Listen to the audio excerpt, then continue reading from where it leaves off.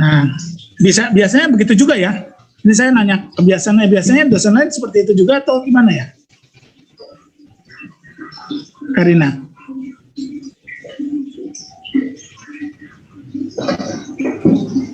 Wah, kenapa nih sinyalnya Karina nih? Sepertinya Bapak, memang biasanya begitu nggak ya? Dari RPS kan biasanya ya dibagikan atau memang harus diberitahu tugasnya untuk tiap sesi? Sesuai. Oh, boleh begitu ya. Jadi kalau saya kebijakannya saya bagikan saja ke mahasiswa RPS-nya ya nanti ya. Jadi bisa lihat di situ ya. Oke. Jadi saya pertama perkenalkan dulu nama saya. Kalau lihat dari namanya udah kelihatan dari mana asalnya ya. Belakangnya ada Hasibuan, saya dari Sumatera. Salam kenal. Saya juga alumni yang sama dengan Anda semua, ya. Saya juga lulusan STAN. Saya lulusan tahun 92, ya. Jadi sudah 28 tahun yang lalu, ya. Nah, kebetulan saya termasuk lulusan STAN yang disersi. Jadi saya termasuk lulusan STAN yang pindah ke swasta, ya. Saya yang pindah ke kantor akuntan publik. Saya tentu latar belakangnya akuntan publik, dan saya diminta untuk membantu mengajar di semester ini di STAN, dan saya baru mengajar semester lalu ya. Saya baru mulai mengajar semester lalu, gitu. Dan kebetulan yang saya ajar mata kuliahnya memang yang saya praktekkan sehari-hari gitu ya. Dan saya berharap juga saya bisa berbagi ilmu dengan mahasiswa saya ya yang ada di sini. Dan saya berharap kalau saya lebih cenderung nanti lebih banyak berdiskusi ya. Saya lebih senang kalau mahasiswa saya bisa baca dahulu.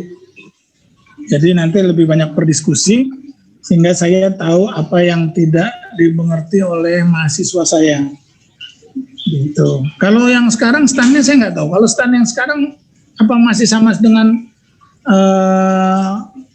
zaman saya ya, masih pakai drop out ya?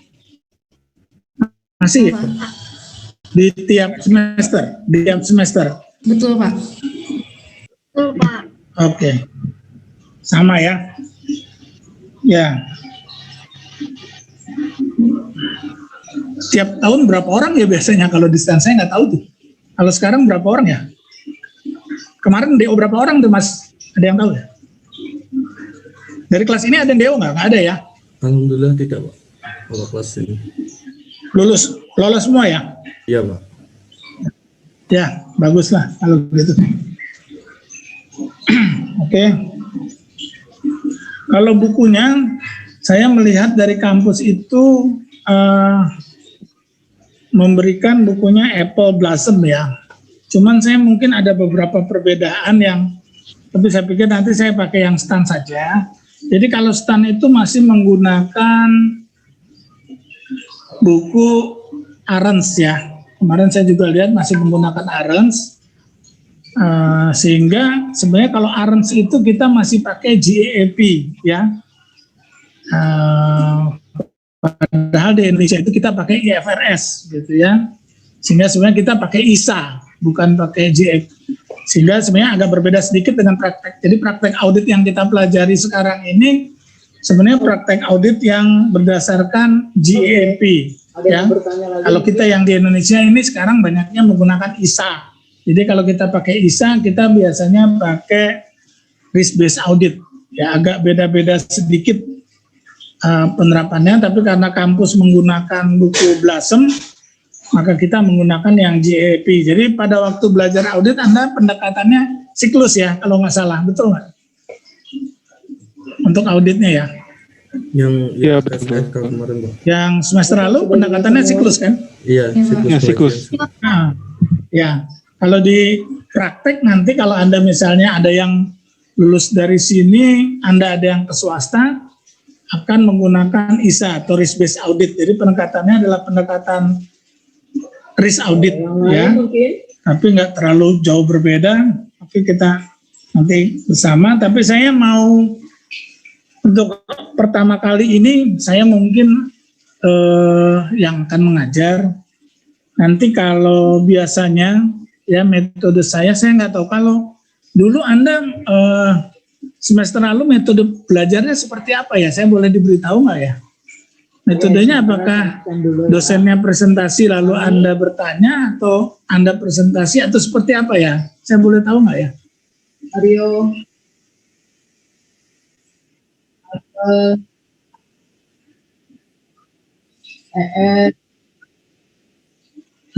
Yuda. Oh, seperti itu ya. Nah, Yuda. Ria.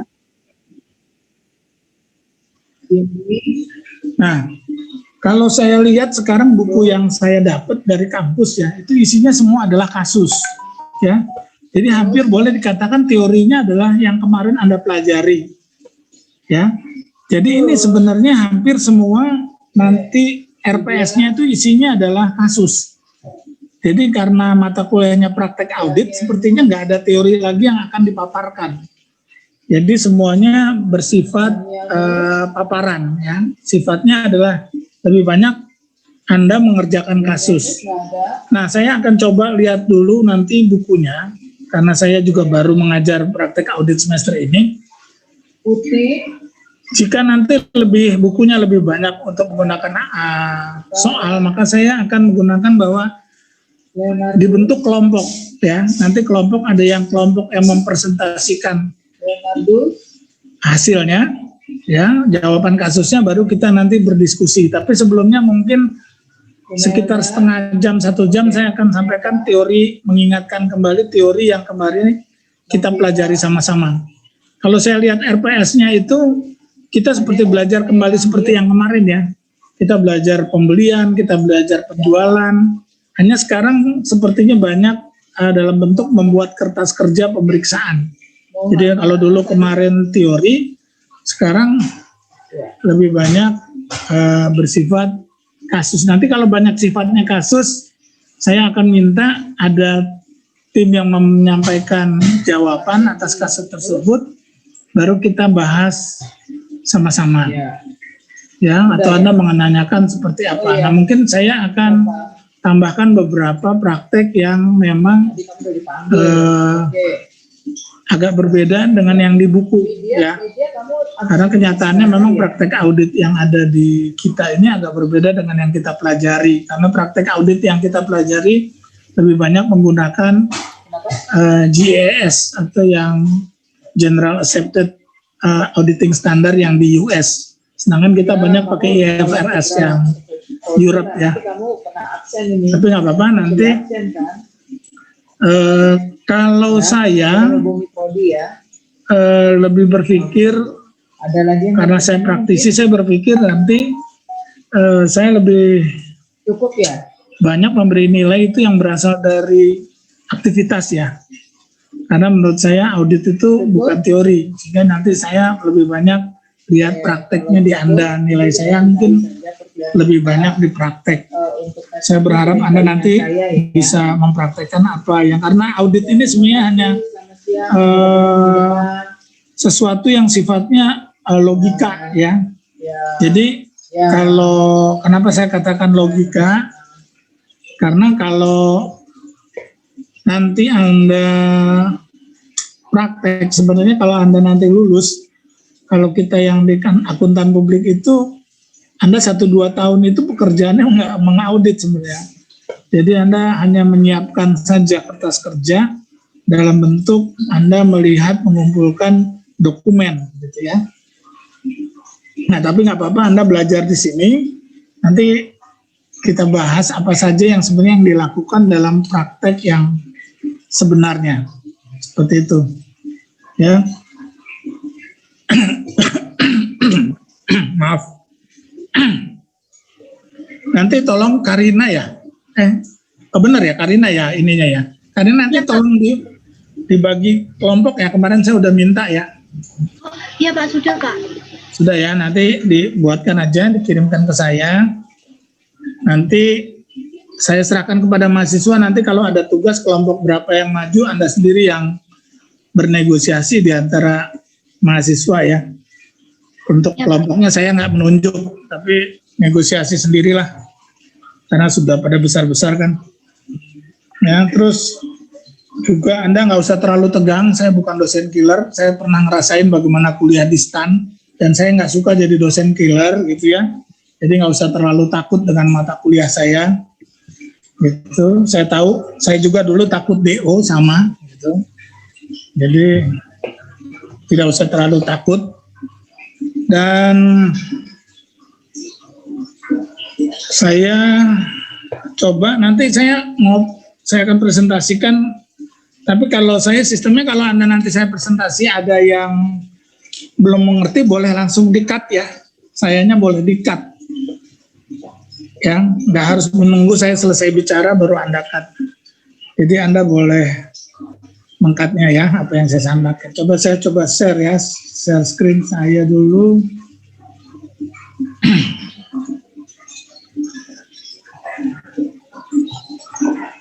Sudah terlihat belum ya?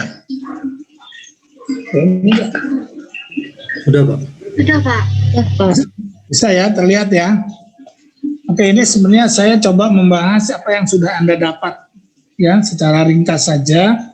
Nanti kalau ada yang misalnya berbeda atau ada yang Anda pikir ini tidak sama, Anda boleh tanyakan ke saya atau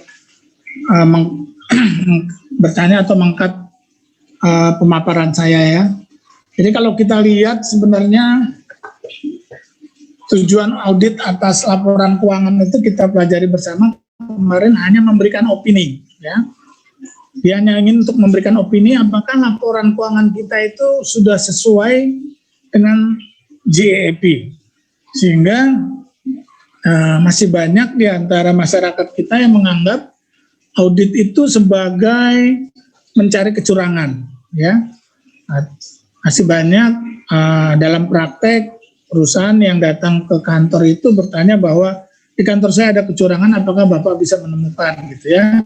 Jadi yang perlu kita sampaikan bahwa audit itu bukan untuk mencari kecurangan ya, tapi dia bisa mendeteksi adanya kecurangan. Sehingga kalau kita lihat tujuan audit di dalam kalau kita pakai standar audit, di standar audit 200 itu menyatakan bahwa tujuan dari audit adalah untuk memberikan opini terhadap laporan keuangan yang diaudit. Nah, kemarin kita lihat ada, sebenarnya ada, kalau di ARENS itu mengatakan ada 4, kalau di SA 700 mengatakan ada 2 jenis ya. Ada yang namanya opini tanpa modifikasi.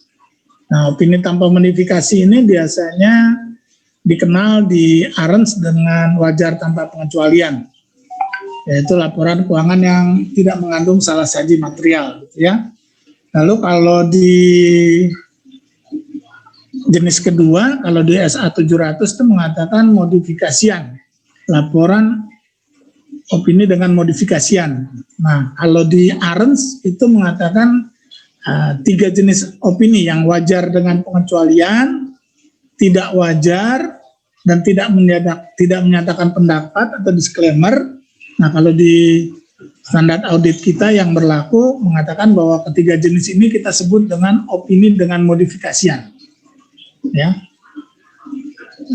Nah, kalau Anda kemarin sudah pelajari kan ya, kalau wajar dengan pengecualian itu bahwa laporan keuangan itu menyajikan dengan wajar, tapi untuk akun-akun tertentu dengan jumlah yang bisa diidentifikasi dan besarannya diketahui, tidak pervasif, itu kita berikan wajar dengan pengecualian. Kalau tidak wajar, itu biasanya kalau kita mengatakan secara mudahnya, kalau tidak sesuai dengan PSAK, itu pasti tidak, kita mengatakan tidak wajar. Ya, kalau tidak menyatakan pendapat atau disclaimer, itu sebenarnya auditor itu ragu, ya, dia meragukan, ya. Mengapa dia ragu? Mungkin dia ragu karena dia tidak punya cukup bukti untuk menarik kesimpulan. Lalu ada juga yang mengatakan mengapa dia tidak menyatakan pendapat, karena dia melihat kesalahannya sifatnya sudah pervasif, ya, menyeluruh terhadap laporan keuangan juga sebenarnya dia tidak menyatakan pendapat. Tapi ada juga yang menggolongkan itu sebagai pendapat tidak wajar. Jadi opini ini sebenarnya adalah tergantung pada judgement auditornya sendiri, ya. Jadi bisa saja satu akuntan untuk laporan yang sama, mungkin satu akuntan dia akan mengatakan tidak wajar. Tapi ada yang bisa mengatakan bahwa dia memberikan disclaimer. Ya, jadi itu tergantung judgement-nya auditornya.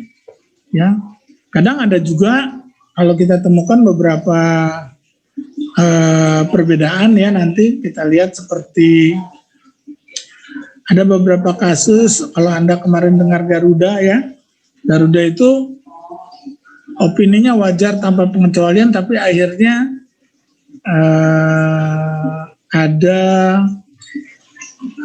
koreksi dari komisaris bahwa itu tidak mungkin diberikan wajar tanpa pengecualian, ya, sehingga dikoreksi. Nah, memang pendapat akuntan ini semua tergantung pada judgement akuntannya dan kemampuan akuntannya.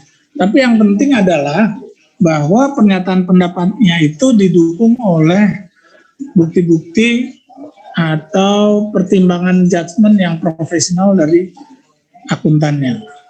Ya, jadi sebenarnya yang paling penting adalah pada waktu kita mengaudit adalah kemampuan dari si auditor untuk menguasai PSAK. Ya, kemampuan dia untuk menguasai akuntansinya. Ya. Nah, itu yang mengenai opini. Lalu kalau kita lihat sebenarnya apa yang dilakukan oleh auditor itu adalah dia menguji asersi manajemen dalam laporan keuangan. Kemarin Anda sudah belajar bahwa manajemen mempunyai tanggung jawab untuk membuat pernyataan. Ya, jadi asersi manajemen itu adalah pernyataan manajemen. Dia membuat pernyataan manajemen tentang golongan transaksi atau peristiwa.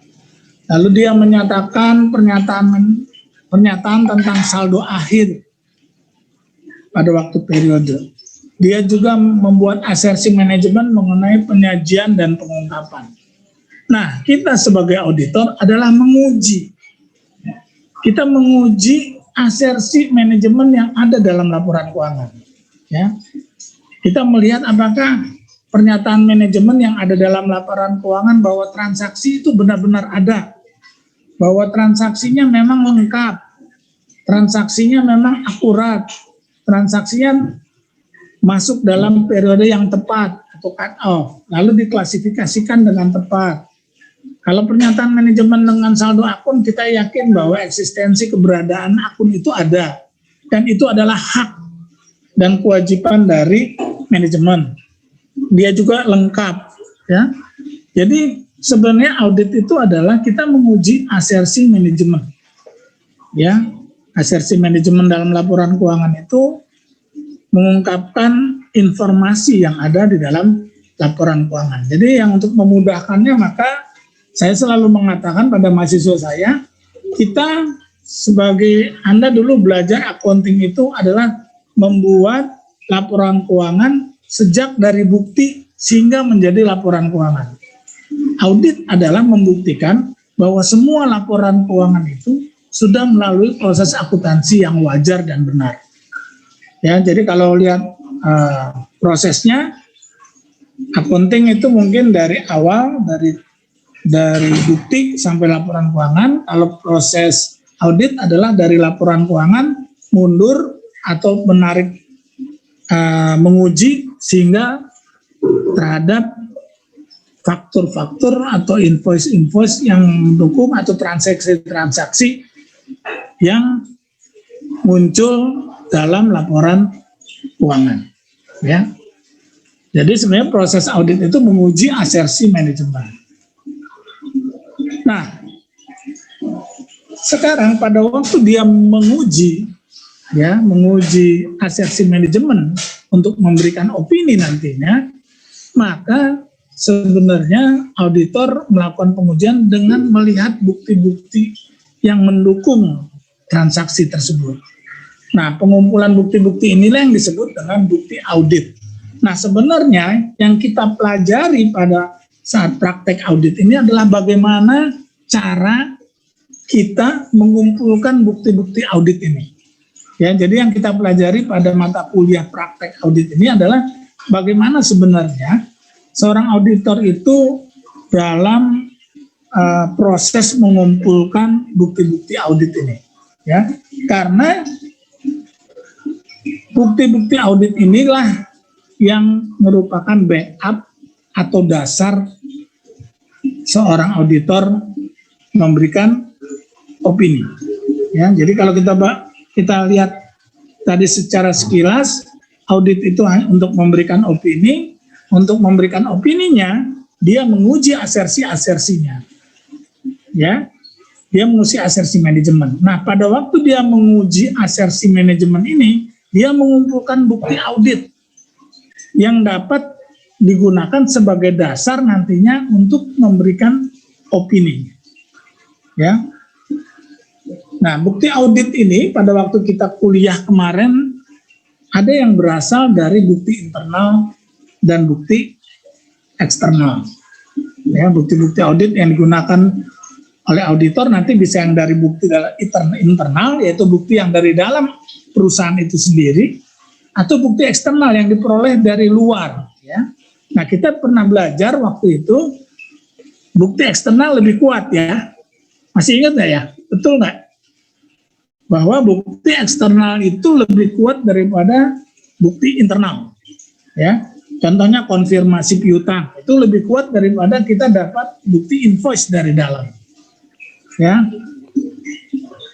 Lalu semua bukti-bukti yang diperoleh dari pihak ketiga itu juga lebih kuat dibanding bukti-bukti yang dibuat oleh pihak internal. Ya. Nah, bukti-bukti audit itu yang dikumpulkan dalam kertas kerja. Nah, itu yang disebut kertas kerja pemeriksaan. Nah, kertas kerja pemeriksaan inilah yang menjadi pegangannya auditor. Kenapa? Nanti kalau ada tuntutan terhadap auditor, maka dia membuktikan cara kerjanya bahwa dia sudah melaksanakan pekerjaannya dengan baik, secara profesional, itu dilihat dari kertas kerja pemeriksaannya. Sehingga kertas kerja pemeriksaan itu manfaatnya satu, memberikan opini, kedua adalah alat bukti apabila ada tuntutan nanti dari pihak ketiga. Ya.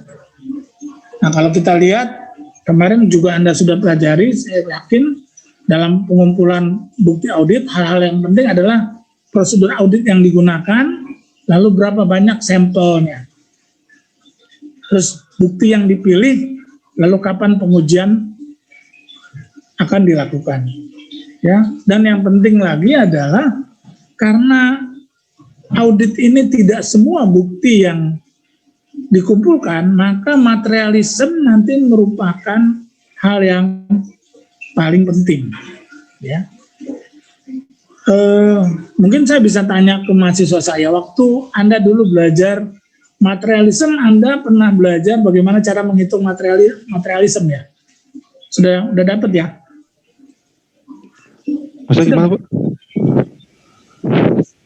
Menghitung material. Dapat nggak ya?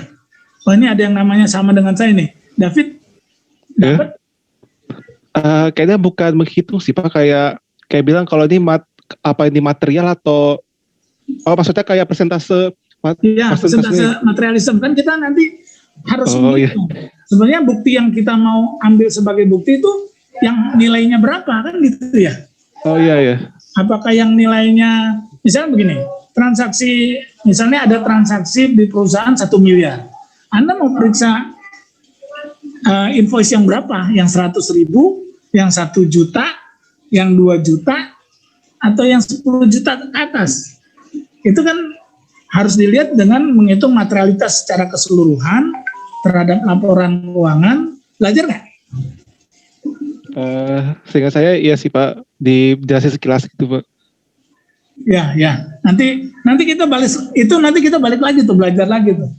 Ya, di praktek audit yang paling penting nanti kalau kita audit itu yang paling penting ada dua hal yang paling penting.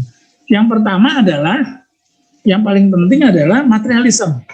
Berapa besar invoice yang harus kita lihat, ya? Kita nggak mungkin periksa. Kalau audit itu kita menggunakan sampel, nggak mungkin kita periksa semua bukti. Ya, kita hanya mengandalkan sampel. Nah, kalau Anda salah mengambil sampel, ya habis semua tuh. Ya, misalnya kita bilang, oh kita cuma ambil sampel yang 10 juta ke atas. Nah, kalau transaksinya 1 juta tapi ada 1.000 transaksi, dia menjadi material. Lalu yang kedua adalah pengendalian internal. Anda harus menguji pengendalian internal.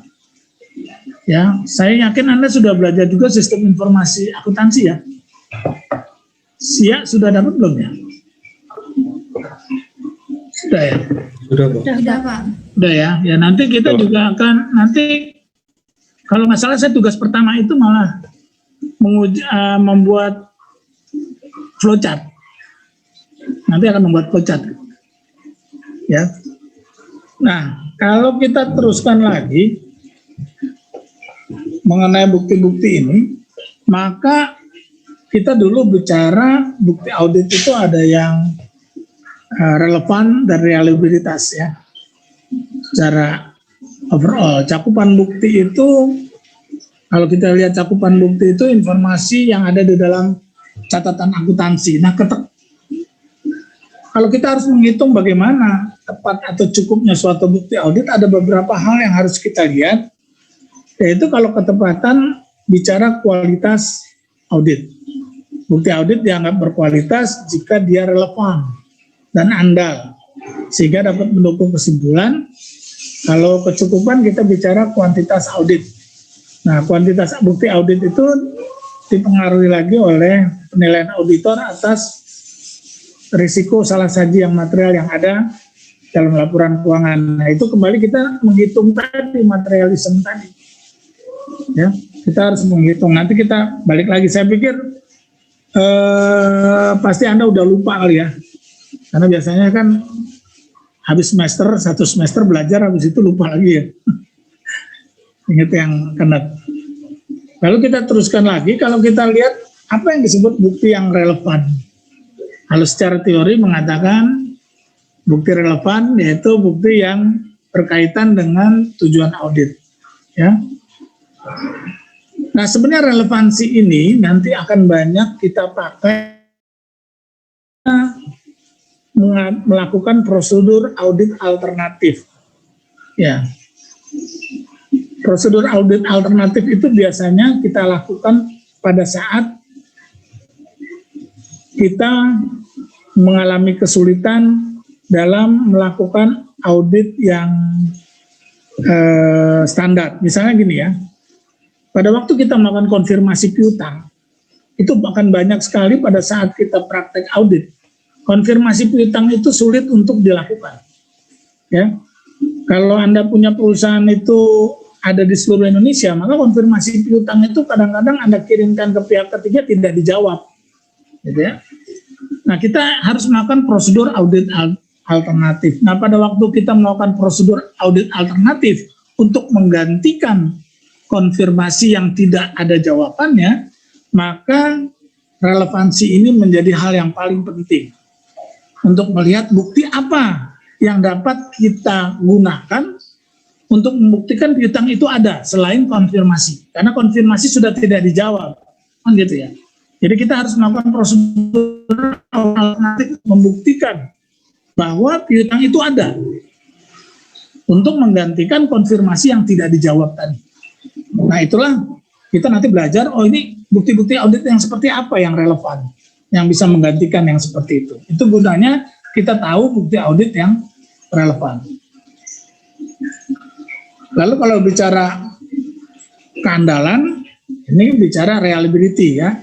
Kita sudah belajar juga di teori di Arns itu ada, ya. Kita mengatakan bahwa bukti yang dari eksternal lebih kuat, ya, daripada yang internal. Bukti yang diperoleh langsung oleh auditor itu lebih baik dibanding yang tidak langsung. Bukti dokumen lebih dapat diandalkan daripada kuesioner atau wawancara. Ya, ini semua saya pikir Anda sudah dapat semua. Cuman saya mengingatkan saja, kita refreshing kembali, ya. Lalu bukti yang asli itu pasti lebih dapat diandalkan dibanding fotokopi.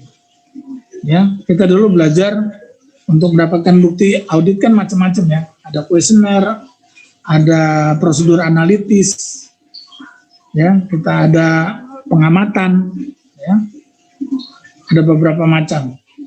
Nah, kalau kita kembali ke bukti audit, tipe-tipe bukti audit yang kemarin Anda sudah pelajari, itu ada pemeriksaan fisik, konfirmasi, documentation, semua ya. Tapi secara praktek, physical examination dan confirmation itu adalah wajib dilakukan.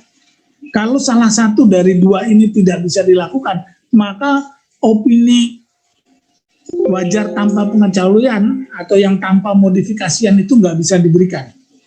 Ya, jadi dua ini yang biasanya merupakan tipe yang paling material mempengaruhi opini untuk tanpa modifikasian. Ya, hampir semua auditor tidak akan berani memberikan opini WTP kalau dia tidak melakukan pemeriksaan fisik atau tidak melakukan konfirmasi. Itu hampir bisa dikatakan tidak mungkin dia berani memberikan opini tanpa modifikasian. Ya, nah berikutnya kita bicara bukti yang dapat diandalkan, ya, atau dipercayanya suatu bukti. Ini hampir sama. Kapan dia bisa andal, disebut andal? Kalau dia diperoleh dari luar entitas, ya. Kalau dia pengendalian internalnya baik. Nah ini nanti kita belajar bagaimana kita tahu pengendalian internal itu baik. Biasanya kita uji flowchart-nya. Nanti kita ada prakteknya, kita harus menguji flowchart-nya. Ya, Poso mengatakan dia mengatakan ada 5 hal yang harus dilihat untuk melihat pengendalian internal itu baik atau tidak. Ya. Nah lalu dikatakan bagaimana, apakah suatu bukti itu andal kalau bisa diperoleh secara langsung. Nah ini hampir sama dengan yang tadi ya, bukti-bukti ini. Kita lanjutkan lagi, kita lihat prosedur pengumpulan bukti ya. Bagaimana cara buktinya itu dikumpulkan? Bisa dengan melakukan pengujian data atau pelaksanaan kembali, prosedur analitis ini ada semua ya. Kalau ada perbandingan, ada audit atas bukti, ya. Juga kalau kita lihat berikutnya pengendalian internal, ya. Jadi kalau saya ulangi lagi kepada Anda ya, pada saat kita melakukan audit, itu yang saya katakan yang pertama kita lakukan adalah uji pengendalian internal. Kenapa? Kalau pengendalian internal yang di dalam perusahaan itu sudah lemah, maka ada kemungkinan kita malah menolak audit. Kenapa? Karena kita akan sulit melakukan audit kalau kita nggak bisa yakin atas bukti-bukti yang ada di dalamnya. Kalau kita sudah lihat tidak ada pemisahan fungsi yang jelas, ya, tidak ada adanya perangkapan jabatan, ya. Nah kita juga tidak yakin bahwa pengendalian internalnya berjalan dengan baik, maka biasanya kita nggak bisa melakukan test of control, ya. Kita belajar waktu itu risk, kan ada beberapa risiko ya. Ada risiko pengendalian, ada inherent risk, ya, ada trial risk. Nah, kita nggak akan bisa melakukan itu kalau pengendalian internalnya lemah, ya. Sehingga kalau kita lihat pada waktu kita belajar kemarin-kemarin itu semua kita melihat yang seperti itu. Berikutnya kita melihat tahapan audit secara garis besar. Tahapan audit dilakukan menurut Hayes adalah pertama adalah persetujuan dulu dari klien. Ya, kalau kita lihat kita melihat latar belakang klien, kita lihat lingkungan etikalnya, klien proposalnya, staffingnya, surat penugasan, baru nanti yang kedua kita lakukan perencanaan. Ya. Kita merencanakan, kita menghitung materiality, kita buat prosedur audit, baru kita melakukan testing dan evidence. ya, baru nanti terakhir evaluating report. Ini nanti saya akan bagikan juga ya, saya kirimkan ke Karina. Lalu berikutnya kita masuk dalam tahapan audit tadi, ya. Kalau menurut Arens, ya, yang pertama adalah kita siapkan dulu perencanaan audit, baru kita tes kontrol dan substantif, ya, baru kita analytical prosedur dan tes of detail dari balance atau saldo, baru kita menyelesaikan audit. Ini yang di by Arens. Ini yang sebenarnya kalau audit menurut GAS, ya, di US. Kalau yang ini Hayes ini dia yang kita sebut dengan ISA guidance, ya. Jadi di Indonesia kita lebih banyak risk based audit itu yang seperti ini, yang Hayes. Sedangkan kalau yang ini dilakukan oleh Arens atau GAS. Ya. Nah, kalau kita lihat di Indonesia, ya, audit pada praktek yang ada itu banyak menggunakan atlas. Ini adalah atlas ini merupakan audit prosedur yang banyak digunakan di Indonesia, khususnya kap-kap yang ada di Indonesia. Itu banyak menggunakan atlas. Ya, jadi pada waktu pra-perikatan ini hampir sama dengan Hayes atau yang namanya ISA guidance. Ya, di Indonesia pakai ini karena pendekatannya risk based audit. Ini ISA guidance. Nanti kalau Anda mau saya kirimkan juga mengenai ISA guidance. Jadi kita lihat kalau di Indonesia dimulai dengan tahap penerimaan audit. Ada surat perikatan, terus pernyataan independensi, surat tugas, baru masuk ke risk assessment. Ya, kalau yang audit yang kemarin kita pelajarin di Arens itu lebih kepada plannya bukan risk assessment. Saya kembali ke atas ya, ke atas ini. Nah ini bukan risk assessment. Dia sudah langsung menyiapkan desain auditnya, ya, lalu dia melakukan substantif test dan kontrol test. Baru prosedur analitis. Berbeda dengan risk based audit yang ini, agak beda sedikit. Kalau pendekatannya risk based audit seperti ini, dia melakukan pendekatan menguji resikonya dulu. Ya, dia uji dulu. Anda lihat di sini prosedur analitisnya di depan. Yang di depan ini. Kalau kita lihat kembali ke sini, dia di belakang. Kalau yang Arens, dia di belakang. Kalau yang ISA guidance, dia di depan. Ya. Tapi kalau mengenai risk penghitungnya, itu hampir sama. Ada inherent, ada significant, ada control risk, ya. Nah, langkah-langkah berikutnya sih hampir mirip sebenarnya mereka. Ya, hanya bedanya kalau yang nanti di Indonesia kita menghitung risikonya di depan. Ya, pendekatannya pakai risk based audit. Nah, nanti baru dia ada pengujian substantifnya di sini. Sama-sama prosedur analitisnya, baru nanti ke penyiapan laporannya. Mungkin nanti kita akan lebih banyak ke sini. Karena bukunya kita ini ke Arens. Kita belajar Arens dan kita pakai GAS, jadi banyak kesini nanti. Tapi sebenarnya nggak begitu jauh sih, ya. Dan kalau belajar lebih enak pakai Arens, dia lebih logik, dia lebih kelihatan stepnya dibanding yang ISA guidance. Tapi nanti buat Anda nanti saya juga kirimkan ke Karina, nanti Anda bisa baca kalau mau menambah ilmu Anda, itu ISA guidance. Ya, yang digunakan. Oke? Ada yang nanya? Bukan? Atau kepencet? Oke, saya lanjutkan ya. Nah, kalau kita lihat tahapan audit yang tadi, ya, re-engagement, risk assessment, planning, ini kita lihat, ini yang tahapan audit yang saya sampaikan di sini, ini tahapan auditnya yang ISA guidance, ya, buat pemahaman. Jadi pemahaman bisnis, prosedur analitis, materialitas, risk response, reporting, ini sebenarnya lebih banyak ke ISA guidance, ya, tapi nggak apa-apa. Lalu jenis pengujiannya ada penilaian risiko, ada test of control, ada test of transaksi. Ini Anda tahu semua ya. Ada substantif, ada POB. Lalu pengujian pengendalian, ini juga Anda sudah pernah dapat. Observasi, inquiring, ini saya ada sampaikan di sini nih. Observasi itu fungsi-fungsi pengendalian, inquiring, memperoleh bukti secara lisan, vouching, menguji dokumen, ini udah semua ya. Lalu pengujian substantif juga Anda sudah dapat.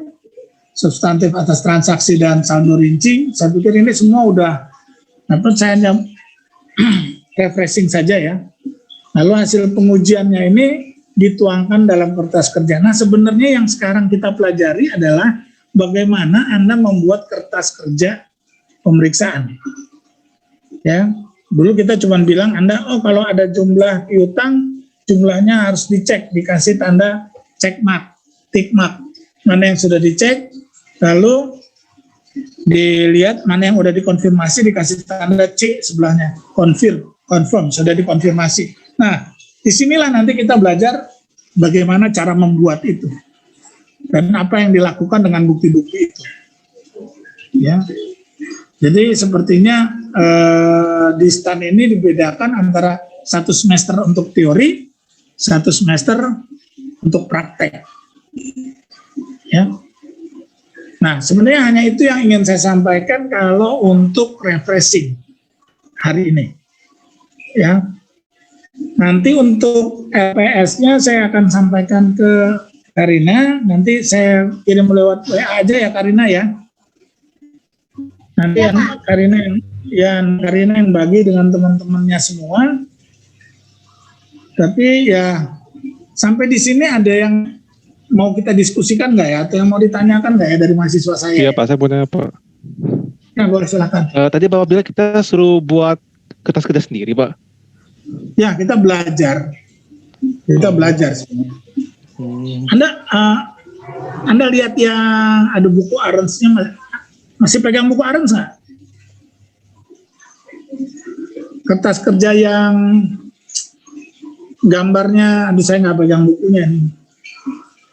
Atau sebenarnya Anda nanyakan apa ya? Buat kertas kerja maksudnya?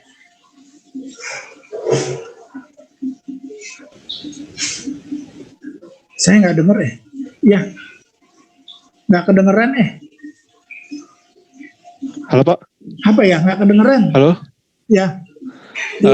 Soalnya waktu AKSK audit yang semester 5 dulu, kita kan dikasih kertas kerja gitu Pak. Saya jadi mikir gimana gitu cara buat kertas kerja gitu Pak. Iya. Kertas kerja yang dulu Anda bikin yang ini ya, yang buatlah audit prosedur gitu ya. Iya betul Pak. Cek. Ya nanti kita sekarang misalnya begini. Dulu kan kita Anda kan nggak belajar membuat flowchart ya. Nanti di soalnya Anda akan disuruh membuat flowchart. Anda waktu belajar SIA bikin flowchart kan? Oh iya. Iya Ya. Pak.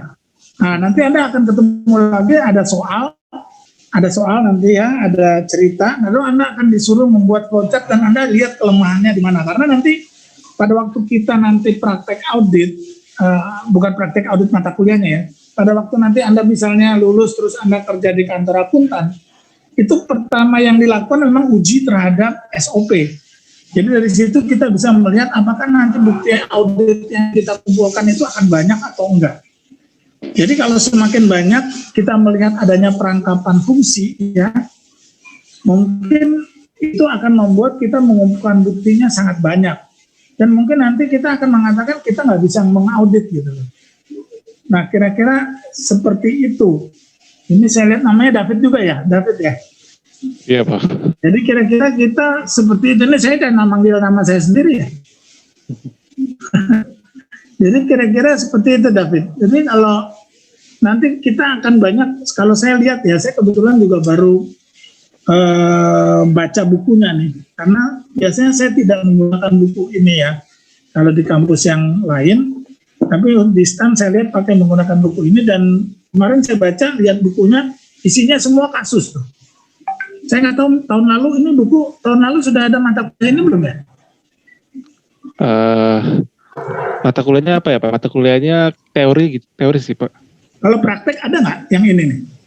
Tahun, Atau Praktek mata auditing kuliah baru? kayaknya baru. tahun kemarin udah ada Pak, yang Ya, tahun kemarin sama 2000. tahun ini, Pak. Iya Pak, udah ada untuk yang praktek audit. Baru tahun ini? Baru 2 semester? Dua, baru Baru ya dua baru angkatan Pak. Itu 2 tahun. Iya, Baru dua ada. angkatan ya? Ya, dua angkatan. kemarin sama ini. Putus-putus Karina? Kenapa Karina? Ya, Pak, baru Putus-putus. di angkatan kemarin sama angkatan ini. Oh baru ya? Ya. Saya juga baru pernah lihat buku ini ya, terus terang saya juga baru pelajari karena bukunya juga bahasa Inggris. Juga saya baru lihat ini, jadi saya lihat di dalamnya itu banyaknya adalah mempelajari kasus sebenarnya. Ya, jadi saya lihat di RPS-nya juga tugas Anda itu banyak kasus. Jadi saya nggak tahu, saya juga belum tahu, terus terang saya belum tahu bedanya yang buku Sukrisno Agus dengan buku ini. Gitu.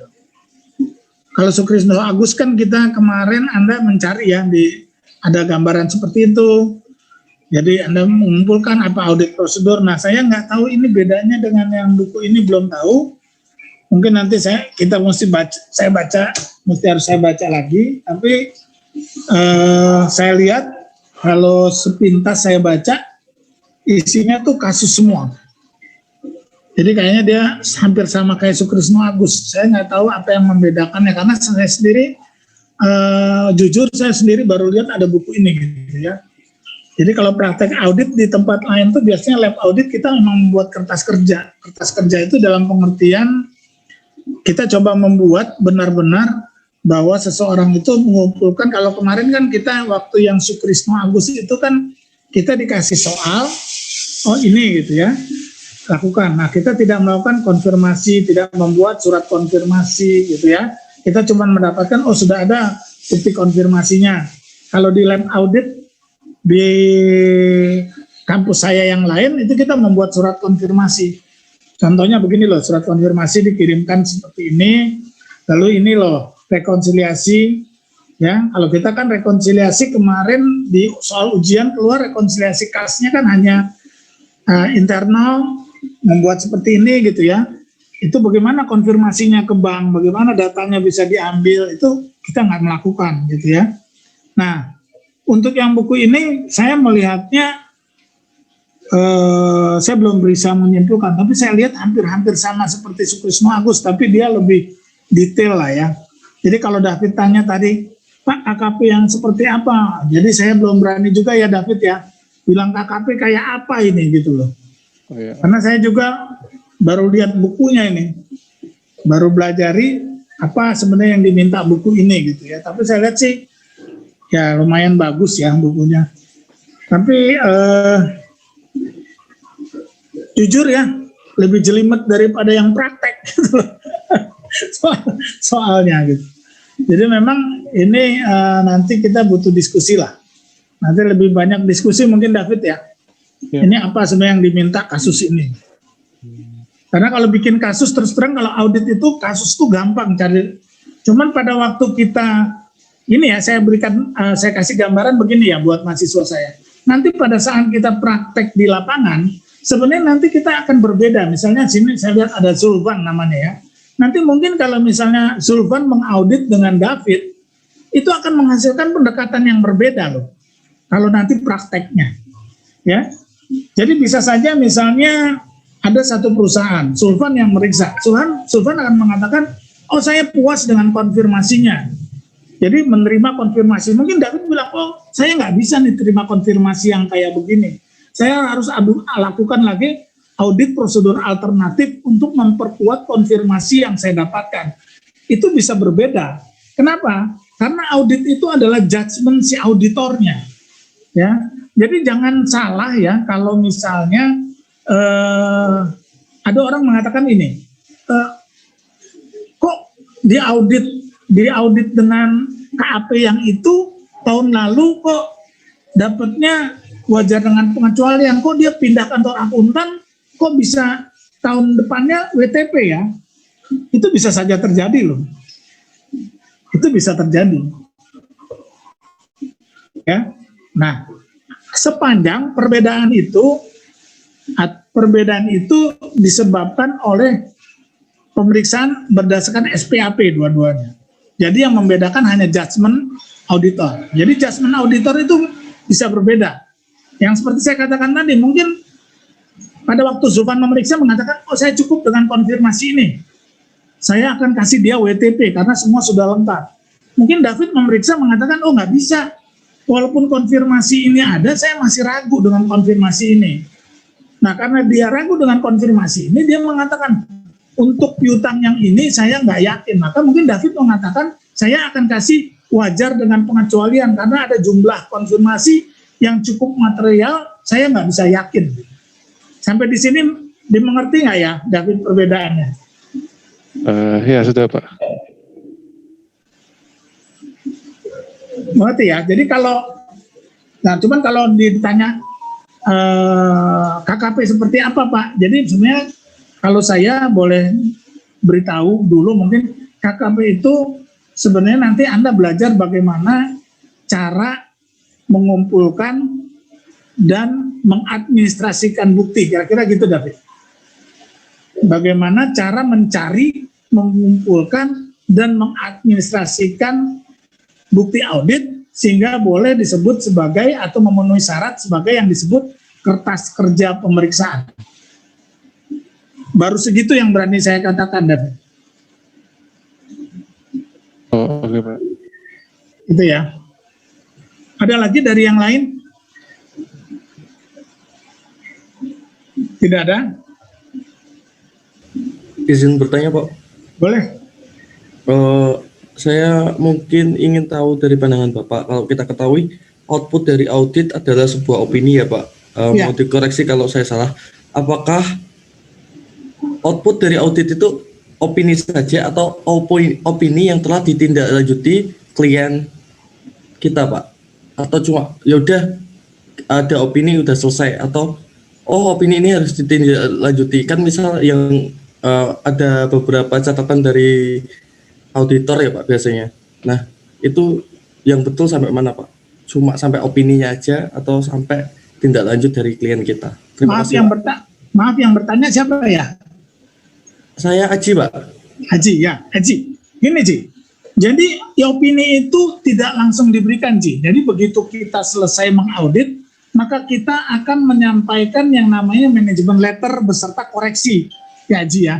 Jadi kita memberikan koreksi dan manajemen letter. Kalau koreksi-koreksi kita ini bisa dilakukan gitu ya oleh klien, maka kita mungkin bisa ngasih opini tanpa modifikasi. Tapi kalau tidak dilakukan, maka mungkin akan opininya tidak seperti itu. Jadi sebenarnya opini itu tidak diberikan setelah selesai audit langsung kita kasih opini. Tapi kita duduk sama-sama dulu itu. Kita melakukan yang namanya diskusi terhadap temuan-temuan yang kita dapatkan. Ya. Nah, kalau misalnya biasanya opini modifikasi tanpa modifikasi kita berikan, itu tandanya semua yang kita khawatirkan atau semua yang kita koreksi diterima oleh klien dan diperbaiki. Itu pengertian opini tanpa modifikasian. Sehingga kita sebagai auditor yakin bahwa tidak ada lagi kesalahan yang sifatnya material di dalam. Kalau kesalahan yang tidak material mungkin terjadi, tapi yang material sudah tidak terjadi. Dan kita yakin laporan keuangan ini wajar. Kenapa? Karena semua koreksi, semua kesalahan yang kita minta diperbaiki sudah diperbaiki. Ya, jadi seperti itu. Jadi tidak otomatis langsung opini. Itu pasti ada diskusi panjang. Ya, nah, terutama Anda masih ingat nggak opini modifikasian dengan paragraf penjelas? Haji masih ingat nggak? Sama-sama Pak, tapi ada beberapa kriteria kalau nggak salah Pak. Ya, salah satunya ingat going concern. Ya, kelanjutan usaha suatu perusahaan. Nah, jadi bisa begini Ji, misalnya gini, kita sudah meriksa ya, kita periksa semuanya, tapi kita lihat perusahaan itu rugi, ya, rugi besar. Nah, kita akan bilang begini, ini going concern ini menjadi masalah buat kita, gitu. Kita tanya, apakah manajemen mempunyai rencana strategis untuk memperbaiki finansial perusahaan. Misalnya dia punya rencana nggak menyuntik modal kembali misalnya ya, atau apa. Kalau enggak, mungkin opini kita bisa berubah.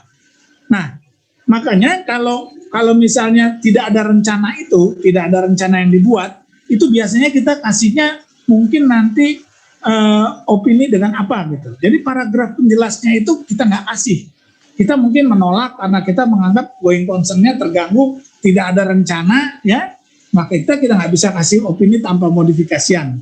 Tapi kalau misalnya dia mengatakan, saya punya nih Pak, saya punya nih, walaupun sekarang rugi dan kelihatannya mau tutup, tapi saya punya rencana nih, tahun depan atau sebelum pemeriksaan berakhir, kita akan menyuntik dana sekian miliar, kita akan melakukan ini, sehingga kita yakin going concern perusahaan itu tidak akan terganggu gitu ya, kita yakin rencana manajemen bagus, maka kita akan kasih opini tanpa modifikasi. Nah, sampai di sini kira-kira bisa menjawab nggak, Haji? Sudah Pak, udah ada gambaran. Karena saya menangkap saya dulu kalau opini itu hanya diberikan oleh auditor, tapi dari penjelasan Bapak saya tahu kalau ada dua arah. Jadi antara auditor dengan klien ini harus ada kesepakatan untuk memperbaiki kalau sebelum terbitnya opini ya Pak. Ya, betul. Konfirmasi. Ya, betul. Jadi nggak bisa langsung kita juga auditor tidak bisa langsung memberikan saya kasih opini ini, nggak bisa seperti itu, Ji. Jadi kita akan serahkan semua, ini loh yang kami temukan pada waktu kita mengaudit. Anda mau koreksi nggak? Kalau nggak dikoreksi mungkin akan pengaruh opini kita. Tapi kalau dikoreksi kita bisa kasih opini tanpa modifikasian. Atau mungkin kita juga harus diskusi dulu. Karena kan belum tentu pengetahuan akuntansi kita itu juga lebih baik gitu ya. Maksudnya belum tentu pendapat kita pun benar. Misalnya ya, kita misalnya menemukan bahwa pendapatan sewa kok dicatatnya seperti ini gitu ya. Ya, pendapatan sewa kok dicatat seperti ini. Mungkin di beberapa negara ada pencatatan sewa yang berbeda dengan di Indonesia. Misalnya di US ya. Ada beberapa pendapatan yang di US itu diperkenankan tapi di kita tidak diperkenankan. Nah, kalau melihat aturannya Mas Aji, kita bisa bilang, oh ini nggak sesuai dengan kita. Lalu dia mengatakan, loh ini nanti laporan akuntan ini juga akan disajikan, akan ada di US gitu. Ini akan kita terbitkan juga di US, dan misalnya perusahaan induk kita ada di US, ini berlaku loh di US. Nah itu nanti akan jadi diskusi tuh, J. Kita bisa terima nggak perbedaan pengakuan pendapatan itu. Jadi kita nggak bisa langsung, ini tidak berlaku di Indonesia, ini salah. Nggak bisa begitu ya Mas Aji ya. Jadi ada hal-hal yang harus didiskusikan. Sehingga dicapai titik temu, tapi titik temu ini bukan berarti kita bertoleransi. Bukan itu, tapi kita menemukan titik temu yang memang kita bisa menerimanya gitu. Kira-kira gitu ya Mas Haji. Terima kasih Pak, insight baru bagi saya juga. Terima kasih Pak. Sama-sama. Ada lagi dari teman-teman mahasiswa? Pak, saya izin tanya Pak. Ya, satu-satu. yang perempuan dulu kali, yang perempuan, ladies first ya. Ya gimana? Siapa ya namanya ya? Dian, Pak. Ya, gimana Dian? Saya mau melanjutkan pertanyaan yang tadi Aji itu loh Pak. Saya Ya, mau tanya, boleh. kalau misalkan tadi kan setelah ada diskusi lewat ngirimin manajemen letter itu, sebenarnya ada waktu untuk mereka, si klien kita untuk memperbaiki sampai akhirnya kita yakin bahwa untuk memberikan opini sama mereka tuh waktunya kita si auditor yang menentukan atau hasil diskusi itu atau seperti apa Pak? Lalu kemudian apa yang jadi kriteria si auditor ini untuk bilang kalau oke, sekarang udah bisa nih, ini opini kita gitu Pak?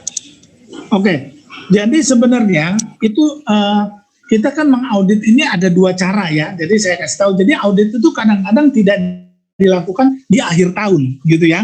Jadi untuk perusahaan-perusahaan yang jumlahnya besar, itu biasanya kita ada yang namanya pemeriksaan tengah tahunan. Jadi misalnya perusahaan-perusahaan besar seperti Astra atau apa, itu kita di Juni sudah masuk tuh untuk memeriksa semester pertama ya.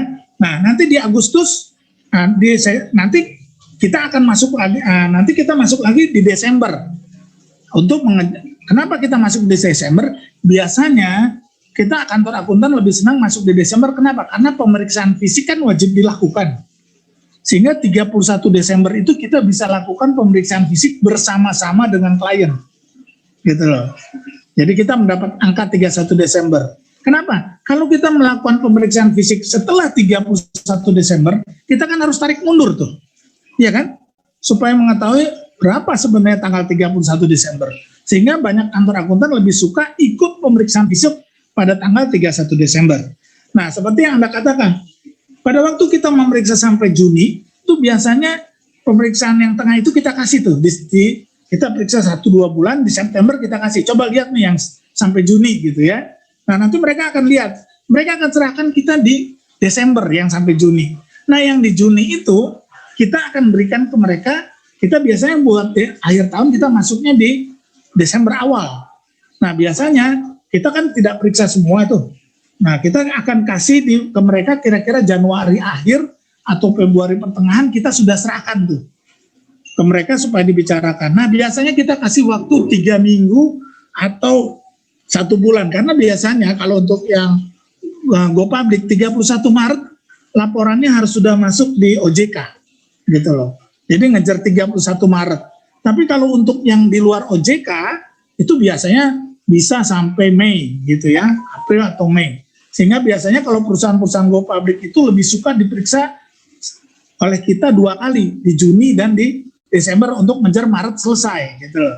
Nah, sambil berjalan kita biasanya menyerahkan ini loh koreksi yang kita berikan gitu. Itu biasanya semua koreksi yang besar-besar kita udah kasih on time. Pada waktu kita ketemu kita kasih gitu.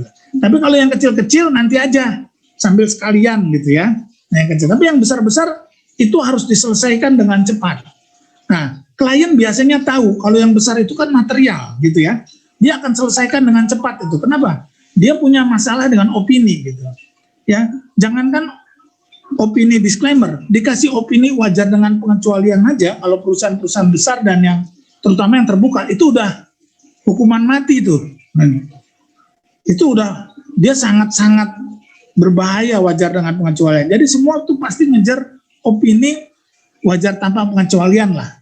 Nah, syaratnya itu wajar tanpa pengecualian, kita auditornya harus yakin kan gitu ya.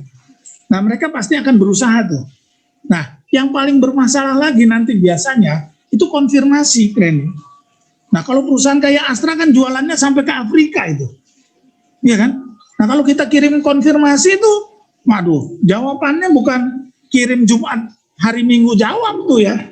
Kalau di Afrikanya, kalau misalnya di Indonesia lah, kalau yang dikirimin konfirmasi itu di Brebes gitu. Kalau di Tadulako Utara gitu, yang di Preta juga kita nggak lihat gitu sebelah mana ini kota ini ya. Itu kan jumlah lama itu konfirmasi itu. Makanya biasanya tuh kayak konfirmasi itu dilakukan di awal Desember. Kalau yang OJK ya, supaya mengejar Januari itu Februari sudah terjawab semua. Jadi kalau Anda bilang bagaimana? Itu yang namanya klien itu akan berusaha semampu mungkin, secepat mungkin menjawab semua kasus yang sifatnya besar. Karena itu sangat berpengaruh terhadap ini. Dan mereka biasanya tahu persis tuh yang seperti itu. Jadi kalau dibilang kita pun auditor nggak boleh juga seperti orang yang sok berkuasa kan gitu ya. Kita juga harus diskusi, menyampaikan kenapa seperti ini, bagaimana. Kadang-kadang kesalahan itu bukan karena disengaja, tidak disengaja gitu ya. Dan kadang-kadang kesalahannya bukan karena kelalaian, tapi karena memang sistem SOP atau operating prosedur yang kurang baik di perusahaan gitu. Nah, itu yang harus diperbaiki gitu. Nah, biasanya tapi terutama kalau yang biasanya menjadi masalah itu yang berat bagi akuntan tuh kalau perusahaan rugi biasanya. Karena kita untuk meyakinkan dia nggak tutup itu agak sulit mempertimbangkan, karena biasanya kita, kalau pengalaman saya biasanya kita minta surat pernyataan dia akan store modal lagi gitu ya. dia akan melakukan apa supaya perusahaan ini nggak tutup, dan itu bisa meyakinkan kita gitu. Nah, jadi kita auditor juga takut. Kenapa kita takut? Karena auditor itu sebenarnya kalau di teori kita belajar tidak bisa dituntut ya. Sebenarnya bisa dituntut loh. Kita bisa dituntut kalau kita tidak menggunakan professional judgment kita. Makanya Anda dulu belajar yang namanya professional skepticism, belajar ya. Sifat professional skepticism. Skeptis iya Pak. Ya, itu adalah sifat bahwa kita tidak pernah yakin sesuatu. Kita tidak pernah yakin sesuatu kalau orang itu tidak bisa meyakinkan kita. Atau kalau bahasa anak muda kali kepo gitu ya. Pokoknya kalau curigaan lah. Pokoknya kalau nggak bisa diyakin, kita tidak akan pernah percaya sesuatu sebelum itu bisa dibuktikan. Itu yang professional skepticism.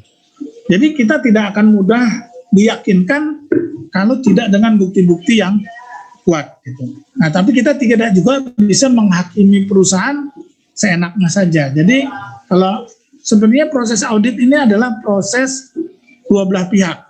Si klien berusaha meyakinkan kita bahwa informasi yang ada itu baik, kita berusaha meyakinkan bahwa informasi yang dikatakan baik itu memang sudah didukung oleh bukti yang kuat. Nah, jadi kira-kira posisinya seperti itu. Jadi sebenarnya ini proses bersama, bukan proses menghakimi, tapi proses bersama-sama untuk menyajikan informasi yang baik dalam laporan keuangan. Kira-kira begitu ya, ini ya. Iya, ya baik Pak. Terima kasih banyak ya Pak. Ya. Tadi siapa ya yang sama-sama Anggra ini tadi ya, yang tabrakan? Ada Britia, Karin Pak, Karin. Ada Karin, terus siapa lagi tadi coba? Satu lagi. Siapa ya? Oh, Namanya Zulfan. siapa ya? Bertanya, Ya? Nama? iya Pak. Ria.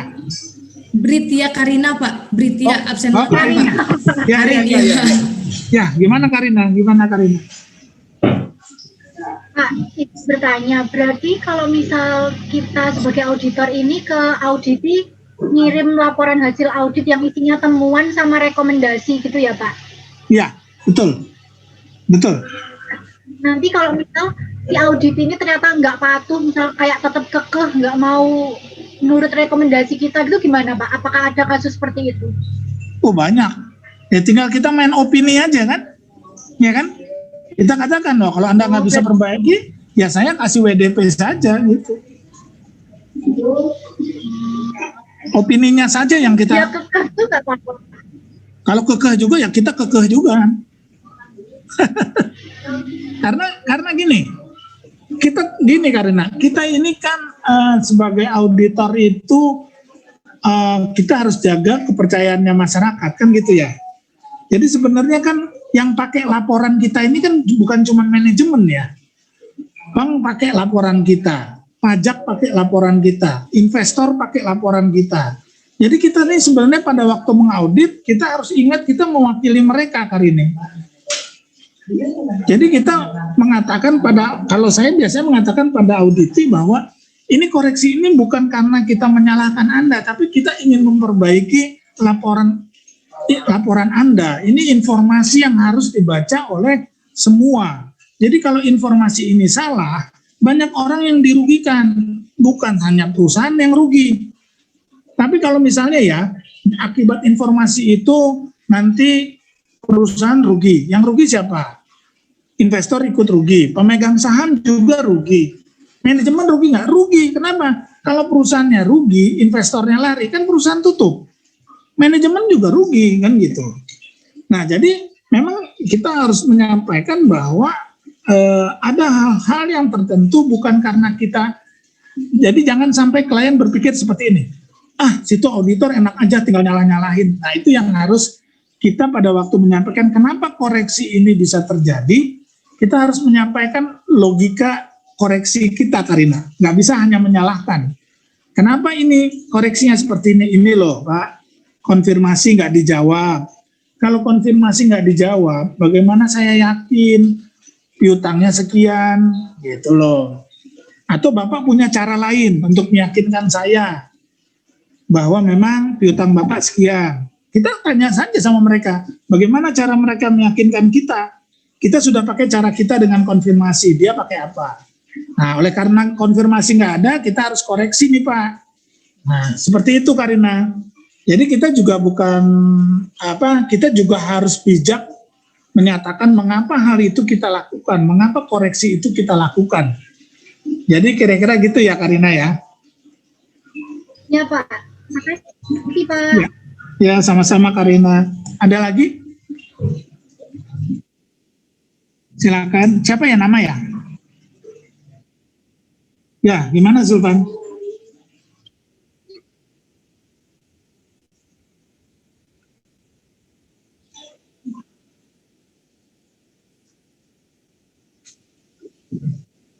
Ya.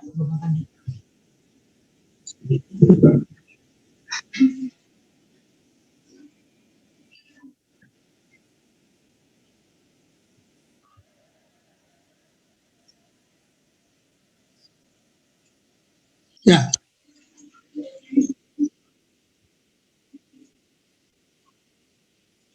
Ya. Oh. Oke, sama-sama. Jadi kalau pemeriksaan fisik itu sekarang banyak yang melakukan, kita mengalami banyak alat ya sekarang ya. Jadi seperti ini, saya nggak bisa, kalau dulu kan kita kalau pemeriksaan fisik kita datang, kita lihat gitu ya. Maka sekarang itu banyak perhitungan fisik itu bisa melakukan digital. Ya, kita melihat misalnya melalui visual. Gitu. Jadi datang kita lihat, divisualkan langsung ya, maksudnya tuh istilahnya apa ya namanya on spot gitu. Jadi langsung pada saat itu dibuat, dilihat, kita boleh melihat, itu yang pertama. Kedua, pendekatan digital Mas. Jadi persediaan itu juga kan banyak perusahaan sekarang bukan melakukan persediaan itu modelnya pakai kartu stok ya. Jadi dia melakukan catatan secara digital. Jadi kalau barang masuk itu sudah dicatat, itu kan sesuatu jejak yang nggak bisa dihapus gitu loh. Jadi perhitungan persediaan itu bisa juga menggunakan prosedur audit alternatif. Balik lagi ya, pemeriksaan fisiknya enggak, tapi pakai prosedur audit alternatif. Apa? Dia pakai apa? Kalau dia misalnya, saya pakai just in time, saya pakai metodenya, saya pakai software tertentu. Kita bisa uji softwarenya Mas Wildan. Ya, karena jejak digital itu nggak bisa dihapus. Jadi kalau misalnya dia masuk, pasti masuk. Kalau dia keluar, pasti keluar. Jadi kelihatan tuh saldo fisiknya ya. Jejak digitalnya bisa kita lihat. Jadi ada dua cara. Apakah kita melihat langsung atau melacak jejak digital. Nah yang masalah sekarang banyak adalah kalau perusahaan-perusahaan yang masih pakai kartu stok. Yang belum pakai digital. Nah yang seperti inilah yang menjadi permasalahan. Tapi kemarin itu ada edaran, ada kesepakatan bersama di antara kantor akuntan bahwa diperbolehkan atau kita bisa menggunakan yang tadi itu, yang menggunakan Zoom, bukan Zoom ya, rekaman. Jadi dilihat on time, dilihat dia ngitung, kita menyaksikan secara online gitu loh Mas. Jadi udah disepakati itu bisa gitu. Nah tentu pada waktu ini kemarin banyak juga komplain dari KAP bagaimana mengenai pemeriksaan fisik ya. Jadi banyak memang metode-metode baru sampai sekarang pun masih sedang digodok. Apa yang harus dilakukan sebagai pengganti pemeriksaan fisik, terutama untuk yang menengah ke bawah, Mas Wildan. Kalau yang menengah jejak digital udah bisa, nggak bisa dihapus tuh, ketahuan. Kalau yang masih kartu stok, ini yang bermasalah nih sampai sekarang. Nah masih banyak kantor akuntan yang biasanya menggunakan appraisal ya Mas ya. Jadi kalau kita nggak bisa, biasanya ada juga yang menggunakan appraisal. Appraisal itu kan pihak ketiga tuh Mas Wildan. Jadi appraisal yang menghitung. Jadi kita percaya menggunakan jasa pihak ketiga yang mau menghitung. Kita bisa itu seperti itu. Nah, prosedur alternatif, prosedur audit yang prosedur yang bisa dilakukan. Contoh paling konfirmasi kita kirim ke PT itu. Terus kita jawab, kita bisa lihat jejaknya ke belakang. Ini si bintang ini selalu oleh prosedur alternatif. Terus kita di Google perusahaan-perusahaan yang apa kegiatannya, kalau ada di Google. Jadi yang namanya audit alternatif adalah prosedur audit yang lakukan selangkah karena prosedur audit yang biasa tidak bisa dilakukan gitu loh. Kira-kira gitu. Nah, dengan cara apa? Dengan cara-cara yang menurut si auditor bisa meyakinkan dirinya. Kalau nggak bisa, dia akan bilang mungkin pengaruh terhadap opini kalau material ya. Dia langsung begitu. Kalau prosedur audit alternatifnya nggak bisa. Tapi semua auditor diwajibkan untuk melakukan prosedur audit alternatif semaksimal mungkin, Mas. Semaksimal mungkin dia harus bisa melakukan. Terkecuali dia bisa mengatakan ini nggak bisa dilakukan prosedur alternatif. Tapi kalau bisa, semaksimal mungkin dia harus mengusahakan hal itu bisa dia lakukan. Karena kita juga kan tidak boleh, tadi yang saya bilang, nggak bisa juga, kita harus profesional juga judgement kita. Nggak bisa karena nggak bisa pakai cara ini, ya sudah saya nggak mau yang lain, mesti yang ini. Nah, kita nggak profesional dong, betul kan ya? Kita harus gunakan juga dong keahlian kita. Apa yang harus kita lakukan kalau hal ini nggak bisa? Kalau semua nggak bisa, barulah kita menyerah. Kalau nggak, kita harus berpikir keras bagaimana. Karena audit itu, Mas, audit itu kan bukan teori. Audit itu logika. Audit itu suatu logika. Jadi sebenarnya kalau saya bilang ke mahasiswa saya, kita nggak bisa bilang audit itu teori gitu. Itu hanya logika berpikir. Jadi sebenarnya audit itu adalah logika berpikir terbalik dari proses akuntansi kan gitu ya. Akuntansi itu membangun laporan keuangan, auditing itu membongkar laporan keuangan. Itu prosesnya. Jadi tugas kita adalah melihat apakah laporan keuangan itu sudah disajikan sesuai dengan proses akuntansi yang lazim. Itu sebenarnya definisi dari audit. Nah, jadi kalau kita bilang, kalau Mas Wildan tanya, Pak, prosedur audit alternatif itu apa? Itu adalah cara berpikir logika masing-masing auditor pada waktu dia harus menggunakan pemikirannya atau logikanya untuk meyakinkan dia atas suatu transaksi yang tidak bisa dibuktikan dengan cara yang biasa. Kira-kira gitu ya Mas Wildan ya?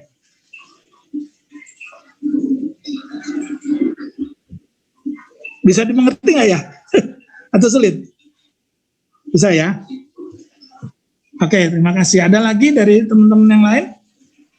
Bapak izin bertanya. Ya. Jadi untuk auditor itu hanya bertanggung jawab pada opini atau rekomendasi yang diberikan, atau bertanggung jawab juga pada bukti yang diperoleh, Pak? Dua-duanya. Jadi gini, kan dia membangun opini, dia mengeluarkan opini kan berdasarkan bukti yang dia peroleh. Ya. Jadi nggak mungkin dia mengeluarkan opini itu tanpa bukti-bukti yang meyakinkan dia. Dia mengeluarkan opini WTP. Bukti-bukti apa yang meyakinkan dia sehingga dia bisa mengeluarkan opini WTP.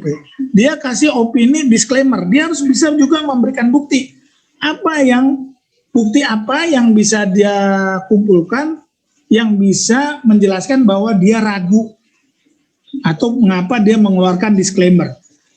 Saya kembali lagi, menolak memberikan pendapat salah satunya kan karena auditor itu ragu apakah laporan keuangan ini sudah disajikan secara wajar, kan seperti itu ya. Nah, dia harus bisa membuktikan apa yang menyebabkan dia ragu. Nah, bukti-bukti audit yang dia kumpulkan itu harus bisa membuktikan bahwa memang dia mengeluarkan opini yang sesuai, kira-kira gitu ya, dengan bukti-bukti yang ada. Jadi kalau ditanya, mana Pak yang harus yakin? Dua-duanya. Dia opininya harus yakin, bukti auditnya mesti yakin.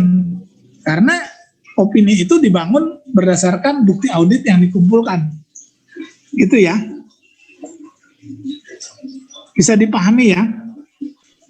Bisa, Pak. Makasih, Pak. Sama-sama.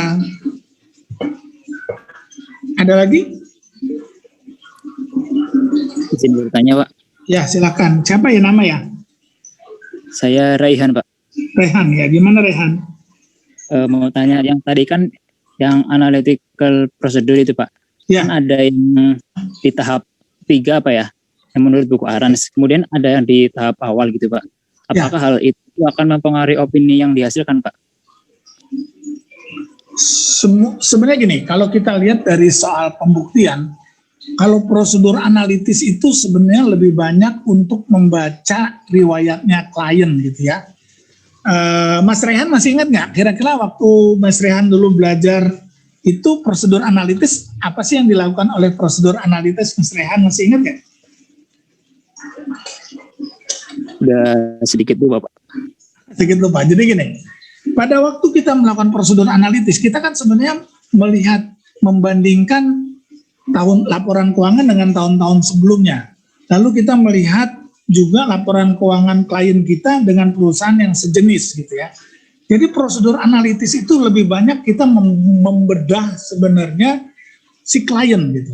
Ini industri, ini perusahaan si klien ini kalau di industri sejenis ini termasuk yang baik atau buruk gitu ya. Lalu kita lihat salesnya, dari tahun ke tahun dia salesnya membaik atau enggak, marginnya membaik atau enggak, atau dia kedepannya seperti apa. Jadi prosedur analitis itu sebenarnya lebih banyak untuk melihat gambaran dari si klien. Nah, berbeda dengan kalau kita lihat substantif, ya sama ya, kalau substantif kita banyak ngomong ke transaksi, kita melihat transaksinya. Nah, kalau si prosedur analitis ini lebih banyak ke menggambarkan keadaan klien. Nah, memang apa bedanya di depan dan di belakang gitu ya. Nah, pendekatan yang dilakukan oleh Arens itu adalah pendekatan yang bersifat siklus. Jadi kalau siklus dia menguji dulu substantif dan kontrol tesnya dulu. Dia lihat itu. Baru dia lihat, setelah dia lihat substantif tes, dia lihat transaksinya, baru dia lihat gimana sih sebenarnya si klien ini di bidang industrinya atau prospeknya mendatang ya. Berbeda dengan kalau kita menggunakan yang tadi saya katakan, kita pakai yang ISA guidance, yang risk based audit.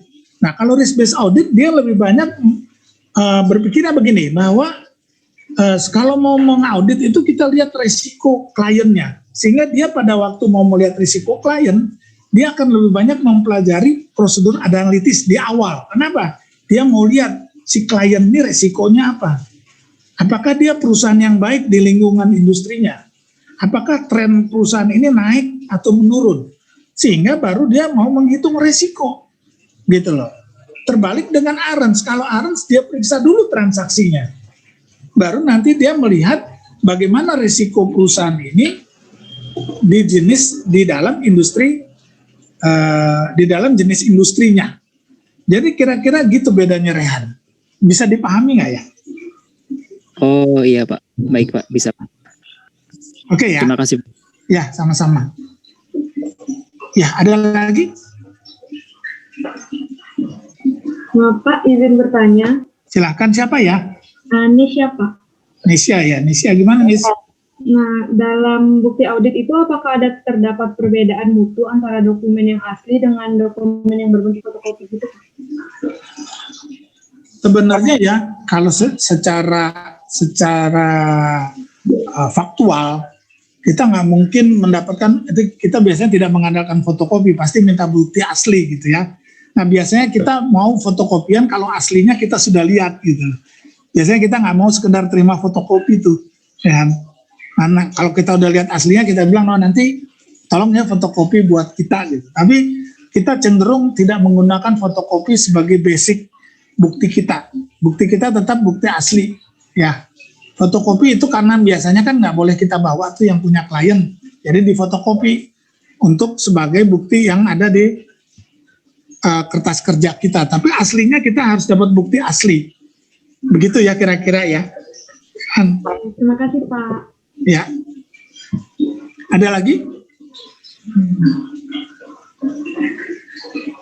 Nah, saya sebenarnya memberi gambaran sebenarnya ya. Sebenarnya audit itu kalau nanti Anda lulus ya, saya juga nggak tahu ini kalau lulus ini pakai penempatan ya yang tahun-tahun sekarang ya.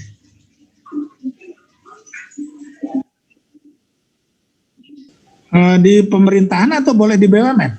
Di kementerian, lembaga, sama pemerintah.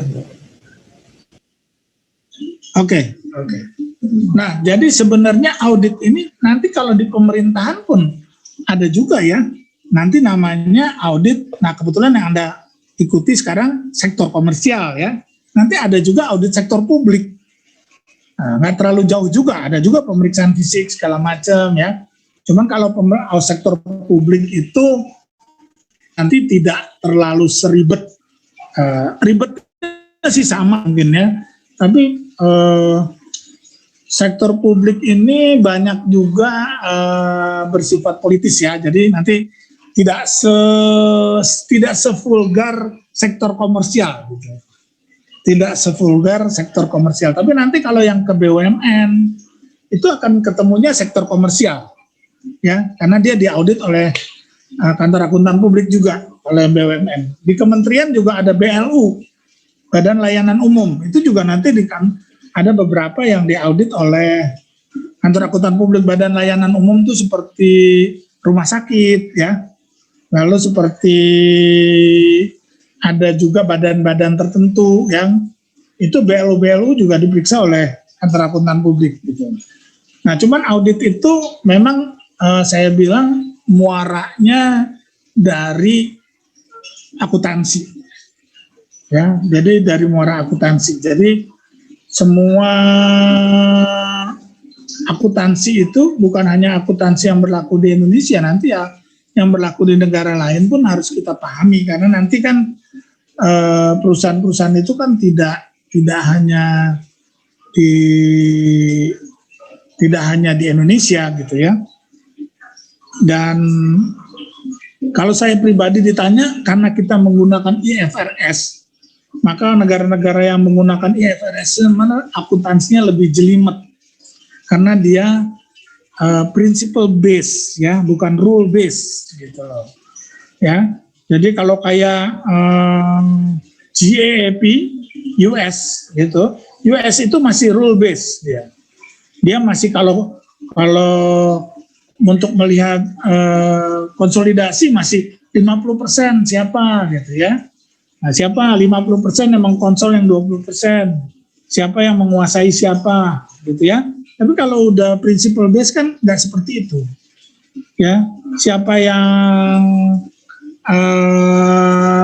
yang melakukan pengendalian tidak bisa dilihat dari persentase kepemilikannya, tapi harus dilihat pada waktu prakteknya, gitu ya. Nah,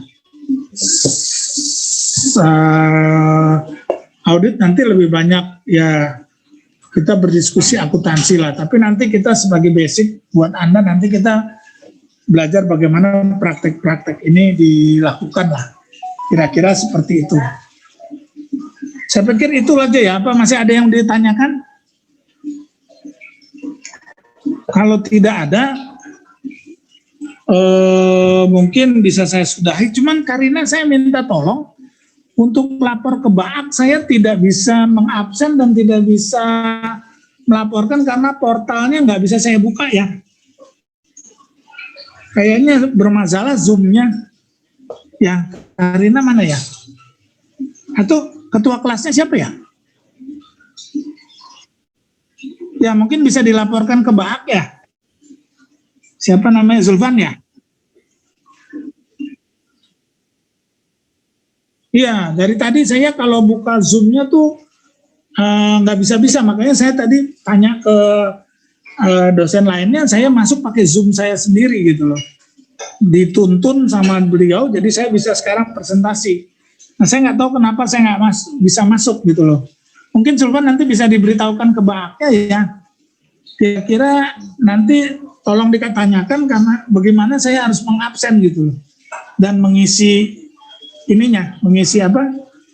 Saya kan harus lapor juga tuh di apa yang saya ajarkan, itu mungkin bisa ditanyakan ke BAAK Zulfan ya, bagaimana cara melaporkannya kalau kondisinya kayak ini. Karena kata dosen-dosen yang lain juga, ini portalnya Stan lagi bermasalah gitu.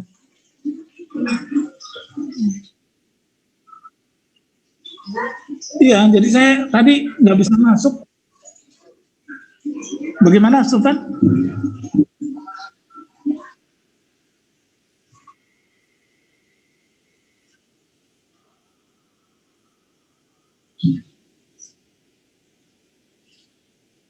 Oh boleh, saya nggak apa-apa. Kalau memang Anda bisa absen, ya di absen saja lewat portal ya. Cuman yang saya yang nggak bisa masuk kan. Kalau Anda bisa masuk ya Anda absen saja Sulfan, nggak apa-apa. Boleh. Saya memperbolehkan. Ya, nanti dilaporkan aja karena saya nggak. Ya, nanti dilaporkan aja karena saya tidak bisa masuk. Jadi saya memperbolehkan mahasiswa untuk absen gitu aja. Ya, cuman masalahnya saya mungkin Sultan bisa ditanyakan ya ke Mbak A, karena saya nggak bisa kontak. Nanti tolong diberitahu, Sultan boleh kontak saya atau lewat Karina, gimana caranya saya bisa mengisi itu kehadiran saya nggak tahu caranya nih kalau saya nggak bisa masuk portal. Ya, tolong diberitahu aja. Dan saya juga nggak bisa menutup portal jadi bingung saya tuh gimana. Nanti saya tunggu kabar dari Sultan ya, atau dari Karina gitu ya. Oke, terima kasih banyak. Dan ini saya